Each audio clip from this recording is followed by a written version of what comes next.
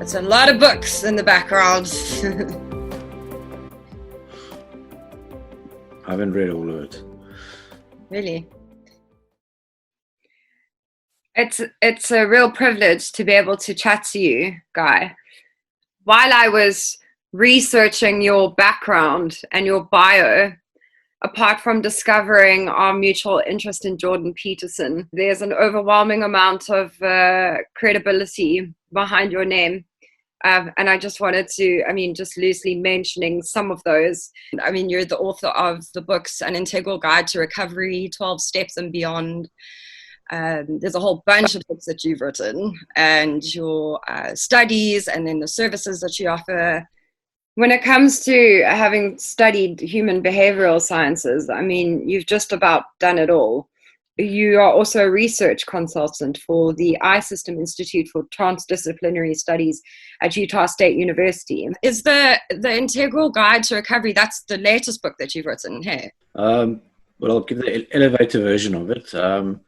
Basically, it's exploring addiction from sort of multiple lenses, using integral theory to try and understand what addiction is, and developing a sort of moving towards what I call a general theory of addiction, which includes multiple lenses, and then seeing how one can apply those multiple lenses within the addiction treatment and recovery process. One of the things that I really wanted to chat about today is in lockdown, the toll that social isolation could be taking on people in recovery. I know that a lot of experts say that part of recovery is in-person connection. And obviously we're not getting a lot of that, apart from maybe, a trip to the shops where that's limited. And then the 3 hours of the day in level 4, that's limited. And hopefully that's going to change soon. But Guy, I'm interested to know what your advice would be. How can this be helped in lockdown for people in recovery and addicts? Yeah, as you as you said there, I think it's very difficult for many people in recovery to sit through this lockdown process, because, as you mentioned yourself, that a large part of the recovery treatment, for many programs, is some type of mutual support system, and not just the 12-step fellowships, but also being part of other groups, whether it's closed therapy or open therapy groups, or just some type of social support network. Certainly from my personal belief is that's one of the most important aspects of a sustainable recovery, is how well your social network is set up, because recovery is such a difficult process. It needs multiple different ways to treat it, and for me the strongest is, or the most powerful is the social aspect of it. I think fortunately for many people in that position, the internet and the web and stuff has brought a lot of the recovery stuff online as well. So I know that I think NA and AA has been offering online meetings. There's many other online support groups. There's many online therapists available. So I think that's the saving grace in a way, is that, it's not that somebody has to just sit there and completely isolate and have no interaction. They can at least reach out online and join an online meeting or online support group. So, that's better than nothing, but there's still a difference between an online support group and going to an actual physical meeting and chatting afterwards and going for coffee afterwards or something like that. People have used online support before COVID, people that stay in very small villages all over the world where there isn't NA meetings or AA meetings. So, there's been online meetings for 10 years ago, really. There's been some online meetings available. In the olden days, it was people would send letters to each other for our support. If you're like in a remote, somewhere in Alaska, in a small village somewhere or something, So the online element has always been there, or distant, the distant communication has been there.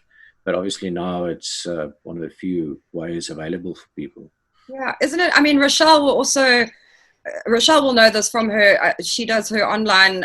She's a mind and body coach, but the benefits of online coaching and online support groups is that, I find that it's so nice to be in the comfort of your own home and interact that way, whereas you're not sort of obliged to, it might not be a good thing in a sense for the process of recovery where you've got to commit to getting up and getting out, but in the benefit in the sense of that you're more likely to actually commit to the meeting itself because you're comfortable at home and you're engaging behind a screen. And when it comes to online coaching or support groups, it's more accessible for everyone and more maybe customizable, if that makes sense.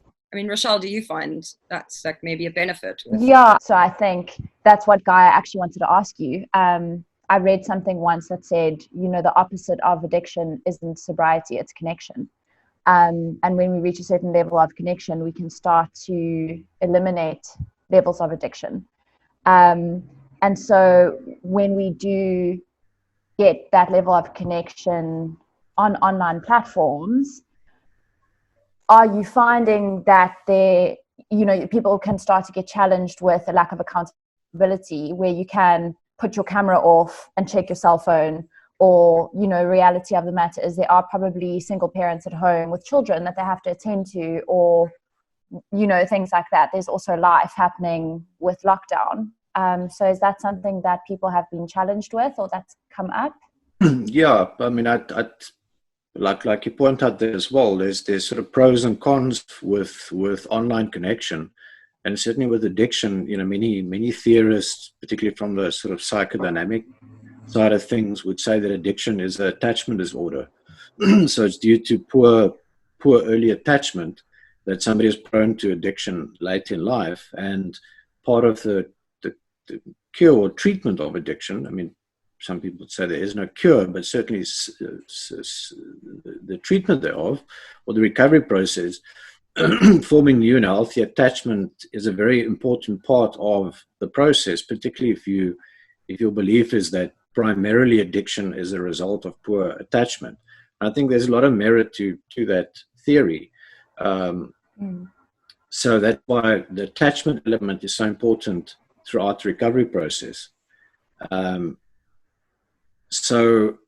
Attachment can happen in many forms. So obviously the most ideal situation is in person or in a group, but that in person and the group or with a therapist, those things also carry its own downsides. For instance, you have to travel there. You're also in a therapist's office where you feel intimidated by his presence and everything. The same with a meeting. So that's the downside of being physically present, because there's also sorts of other elements that creep in, particularly if you have social anxiety or something like that, that's going to make that interaction difficult. There's definitely a lot of pros with online therapy or telehealth or telemedicine, whatever you want to call it. I've been doing online counseling and coaching for years, particularly with people overseas. And that's the other benefit, is that if you want to participate in some online event, it can be anywhere in the world. If you only want to see a therapist in your area, then there's only one therapist or a couple of therapists that's available, depending on the size of your town or the meeting or the people. Do you think that another advantage could maybe be anonymity with online meetings? Is that something maybe that could be the appeal to online support? That's quite a loaded question. Yeah, I would say that that has got some benefit and some merit for certain people. I mean, we see the negative side of that, where people get into arguments online. It's much easier to, get into a big argument and give your opinion online when you're sort of anonymous than what it is sitting in person and being, especially when you're insulting that individual. It's like easier to shout at somebody when you're in your car driving than actually getting out and shouting at the person in their face. So the online world is similar to that it takes a lot of our inhibitions away, because we don't really have to be that accountable for that. So that's the negative side of it. And the positive side of it, it would certainly make certain individuals feel more comfortable in sharing, because it takes the inhibition away and the fear of being judged and all of that, which is certainly is a positive thing.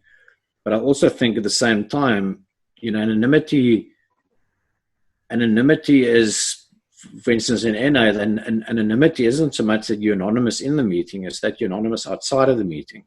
And part of a recovery process and that attachment is to share things, to be authentic and share things that are really going on for you, so that the feedback you get is based on who you really are. Because so much of addiction and similar disorders is about projecting sort of a false persona or a false self onto the world, which doesn't satisfy your attachment needs, because you want to be attached from a place of authenticity, not like from a fake persona point of view.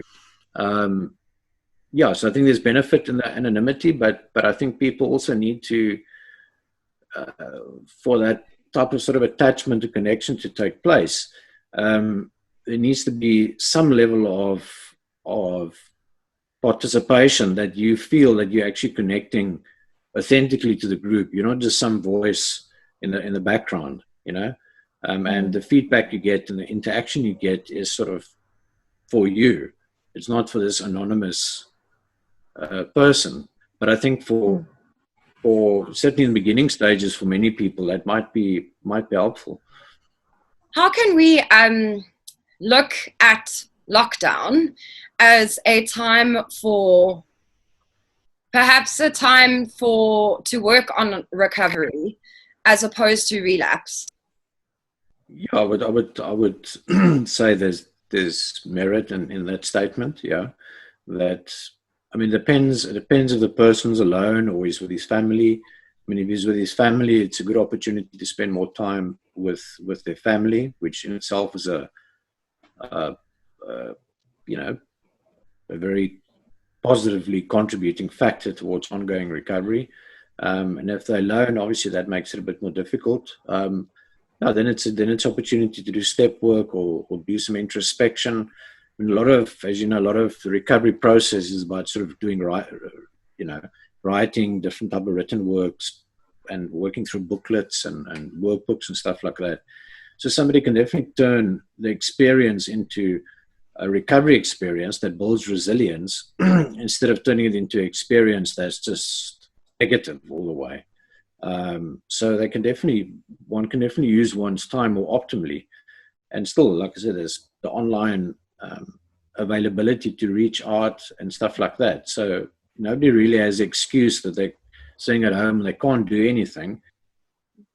Yeah, I suppose it's obviously, if you're at that point where I know that when lockdown started, Rochelle, we've spoken about this before, when they announced the 21-day lockdown, I cried that night. I was not happy at all. And then I eventually realized that I had to just kind of surrender and just let it go. It was out of my control. And I couldn't go each day in lockdown resisting and fighting it, because it was just making it awful. It was destroying my health. It was, once I realized, I think, Rochelle, you said to me, I must stop putting a time frame on things and stop waiting for the day that what level 4 comes. And once I did that, it did sort of make life easier, but I really had to let go of control. And I don't like that, but anyway, it has helped. So my point is that it is, I guess, once you are ready to try and use the time as an opportunity as opposed to just fighting it and trying to control it, because there is so much of it that's out of our control, I guess. Sure. What I was getting at is your sort of advice and tips on if one is ready to use this as a time for recovery, in order to prevent relapse, or for those who are perhaps not active addicts, but feel that they might be developing a problem, how to stop that from happening, what your tips would be and advice. This is an opportunity to build resilience and slow down a bit. I mean, obviously, if people have financial stress on top of this, it makes it very difficult to be positive. So if you're in recovery and you've lost your job as well, and now you need to worry about finances and what job you're going to look for when this thing is over, I can really empathize with that and understand how difficult that is for many people, and that they're not really going to see this as a positive a positive opportunity for growth. But either way, it doesn't matter what your situation is. One needs to accept that, and make the best of it. So, I mean, what other choice do we have? We either accept it or we don't accept it, and then freak ourselves out more because of the situation, or you accept it and see, well, what can I do within the situation that's going to be of some benefit to myself. All in all, I think it's difficult, but I think it's definitely a time for some self-introspection and a time to get one's priorities in order. Earlier when you mentioned about, attachments potentially having a link to addiction, and people having physical connection. I had a very interesting conversation with my mom yesterday, and she's a grade 1 teacher. And she was telling me how so many parents have noticed their children are getting very needy, and they've noticed they're much more clingy and crying. So they actually had a parent-teacher meeting about it, and the teachers are saying it potentially has something to do with the fact that, when children play, there's a lot of physical contact. Children are always hugging each other, touching, they're always hugging, coming to hug the teacher. And throughout their day, for example, there's 100 points of physical contact. Yeah. And now they're sitting at home. Mom and dad are busy working. The children aren't getting physical contact in the day. And so they're experiencing neediness, let's call it. Yeah. Do you feel that could have any behavioral problems later on in life? Let's not call it addiction, but just where there is a link with addiction having a link to attachment and physical connection. Do you feel there is any merit in things like this, or it could present behavioral problems later in such a way that parents should be becoming aware of this now and doing something about it during lockdown?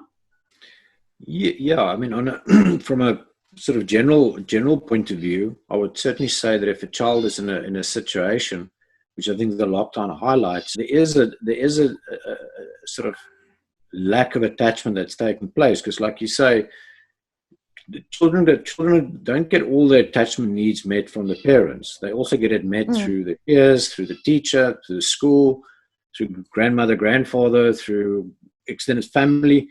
So if you take all those other elements away and all that's left now is just the mother or the father or both, then certainly the child's going to project much more of their attachment needs onto this one person, which might be very difficult for the parent to handle, because all of a sudden they're more needy and more clingy, and the parent also needs to now work from home and has got even less time to spend with the kid than they might have spent with them in general when they had their sort of together time. And I guess like kids also associate when mom and dad are at home, it's like, yay, playtime, and now mom and dad are working the whole time. Yeah. They're like, and then the guilt that parents must feel as well, like can't always be kids. Yeah. Whether that's going to have a long-term effect on a child, I mean, I think if it's a month or two, it's probably not such a big deal in the long term, but I think it can certainly highlight for parents how important the social support system is for the child, not just their interaction, but school and all these other little interactions that happen throughout the day. And obviously, if that stays like that for a long time, it can certainly have an effect when have effect in the short term, but it can certainly have effect in the long term. That's for sure. A need for attachment or psychological need feels very similar to a physiological need. So if you have a need for attachment that's not being met, it creates a craving. I mean, that's why we have a sort of a craving. That's why we feel cravings, because it's an indication that there's some need that's not being met. For instance, thirst is a craving for water. Hunger is a craving for food.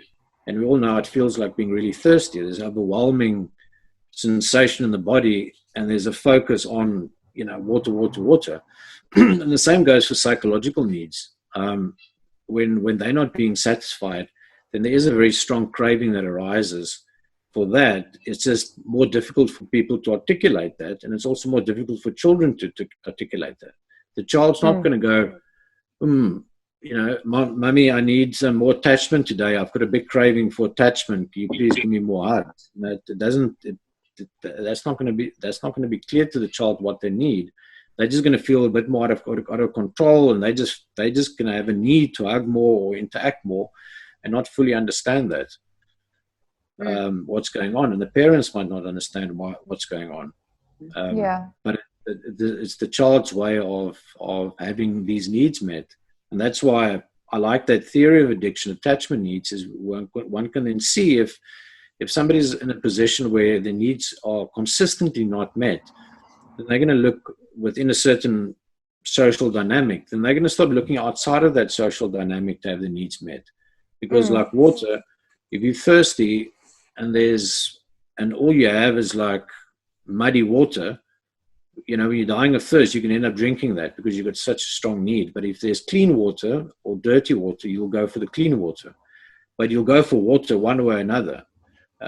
So the same with these attachment needs is when there isn't that healthy attachment within the immediate circle, then there's a natural tendency to look for outside of oneself, particularly with non-animate objects, whether it's TV or drugs and stuff in later life or escaping into fantasy or whatever. The child is going to look for it one way or another. So they're either going to get it through healthy means, or they're going to develop unhealthy means to have those needs met. And that's why there's a link with addiction and children that have learned in younger life to have sort of unhealthy ways to have these needs met. So interesting.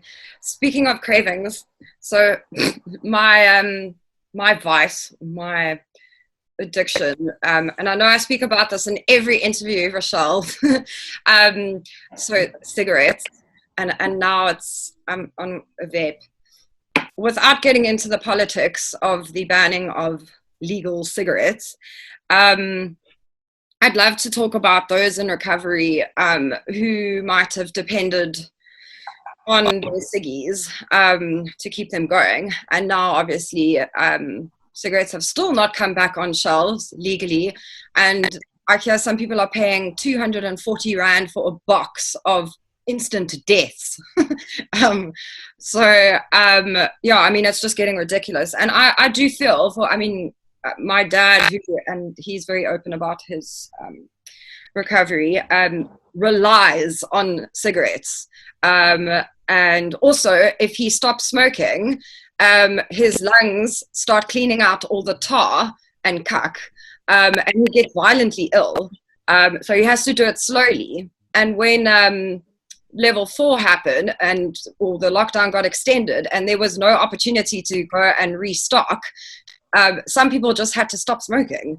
I want to know what your opinion is on this, because I know there's the government's excuses that or the reason for it is health related and also for people to save money and all that. But I hate that this isn't my choice. I have a different way of how I would have liked to have stopped smoking. But what are your thoughts? Yeah. If somebody wants to smoke, it's not the government's role to tell them they can't smoke, or in fact anybody's role. So I think it's pretty ridiculous that cigarettes or something isn't available. If somebody wants to smoke, particularly through a high stress situation like that, then that's their right. Whether it's healthy or not, that's their choice, So I would certainly, doesn't make sense to me why they stop smoking cigarette, stop selling cigarettes through this period, because I think for many people they need it now more than ever, so it's a ridiculous rule as far as I'm concerned.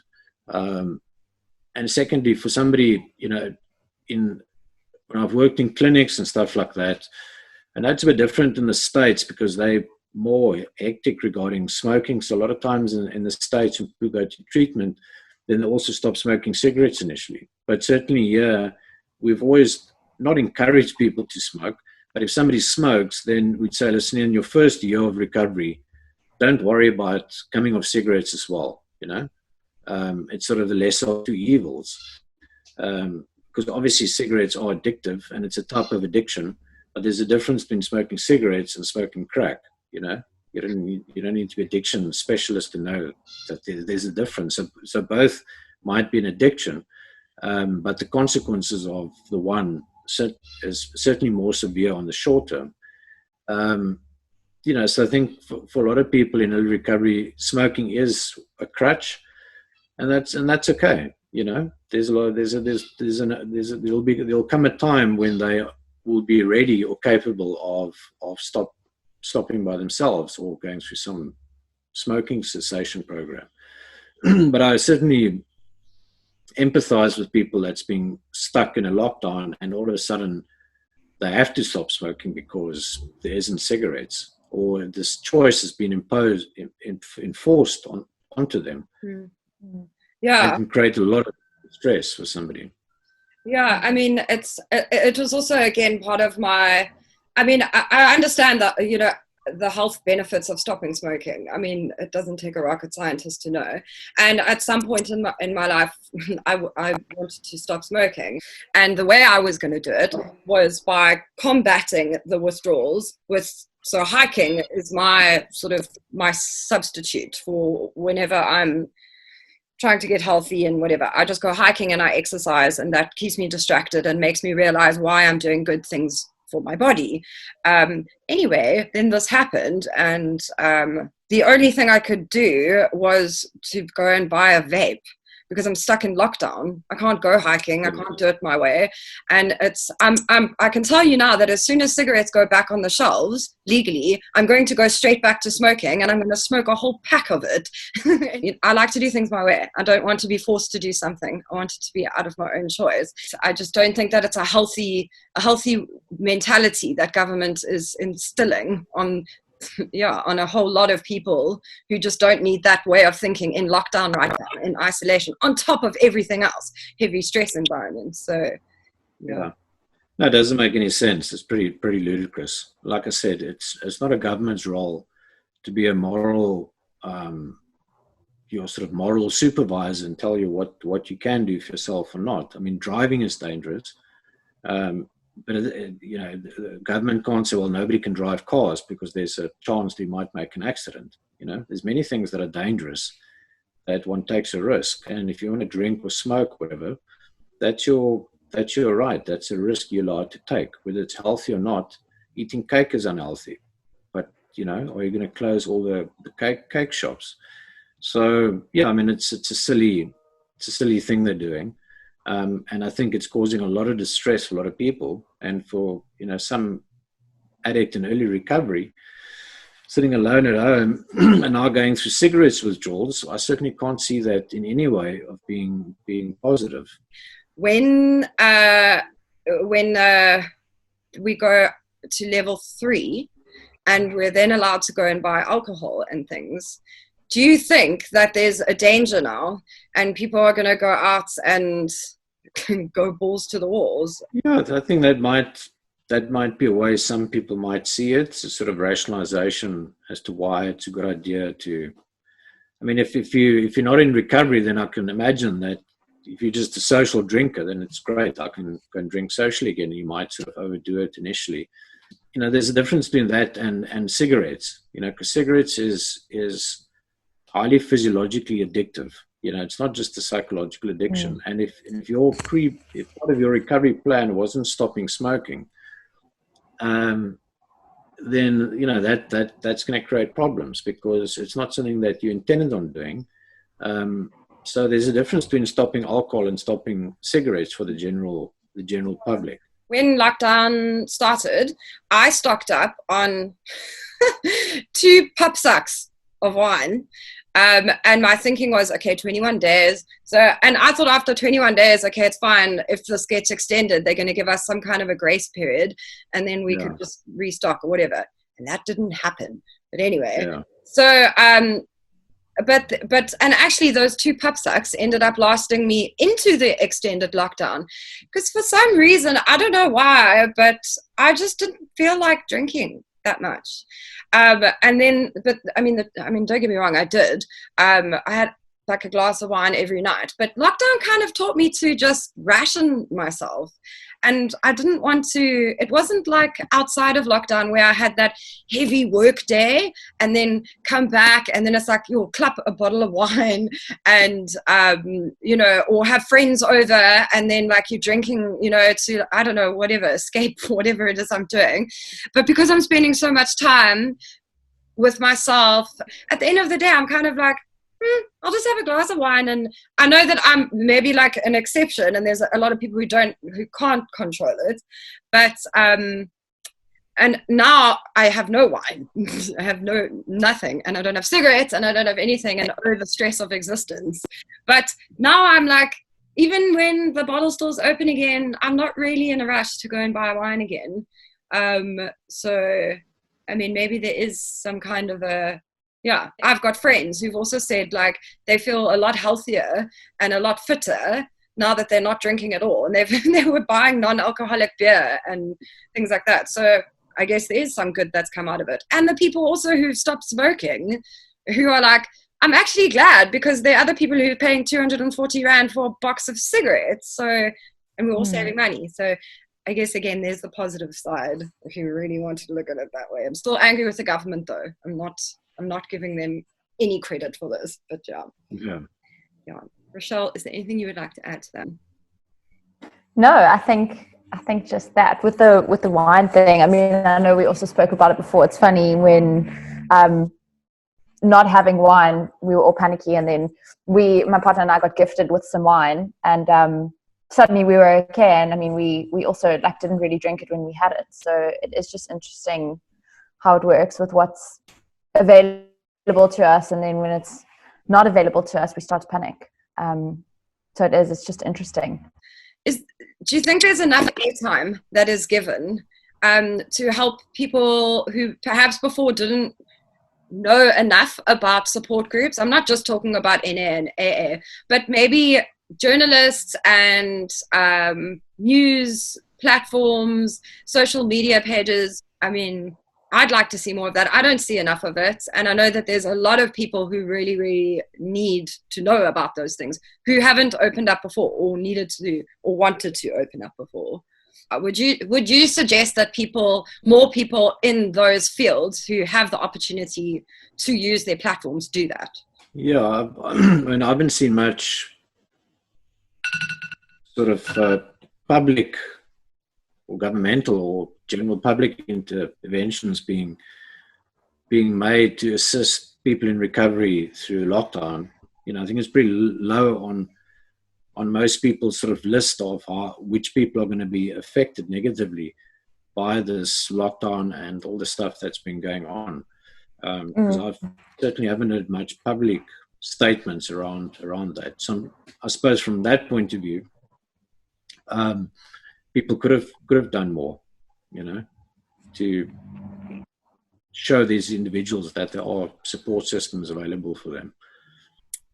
Are you offering any sort of consultation at the moment in any aspect, or I mean, can we refer people to you in any way, or? Yeah, you can. I do online therapy. I don't do that much at the moment because I've got a lot of other things going on at the university. But I have historically done online therapy, and still do. And I have colleagues like, for instance, Bob Weathers from the States. He's got this on Facebook. It's called the Vitality Project, where people join in recovery and they can join and every day they get material and stuff like that, and they interact with other people in recovery, and they can interact with him. So there are definitely online resources available for somebody that wants to reach out either to a therapist like myself or Bob, or joining something like that. He's offering the Vitality Project, where it's more of a sort of social network that you become part of. And then there's sort of general online meetings and stuff like that. So I think there's enough resources out there that nobody can really have an excuse by saying, "Oh, I don't know what to do," and there's no help, because I think there's significant help if you look for that. I'd like to make a suggestion, and I mean, you can okay this or not. If people are watching this video, I don't know how you'd feel about this. So maybe if we could do a private group session with you, with our private group members, and if people would be interested in something like that, and this would be focused on recovery and addiction in lockdown, or if this is going to be going past lockdown, if it needs to be pushed out, then it would be recovery and addiction affected by lockdown. If people would be keen for something like that, then maybe comment on this post, and then Guy, if you would be keen to facilitate something like that as a once-off, just to integrate. I'd be happy to facilitate something like that, sure. That would be amazing. Thanks. And then if people want to get hold of you, so your email address, it's Guy du Plessis. That's guy@guyduplessis.com. That one, but I'll post it below here as well. Thank you so much, Guy. It was really interesting to chat to you. Thanks for joining us, Rochelle. Okay. Thank you. Thanks for having me and answering the questions, Guy. It was amazing. Okay, great. I'm glad I could be of some help.